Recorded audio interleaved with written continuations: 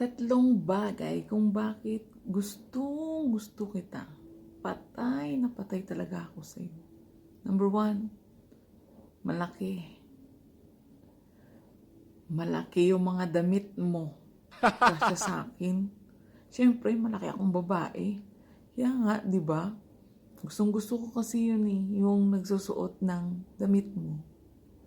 Number 2, mahaba. Mahaba.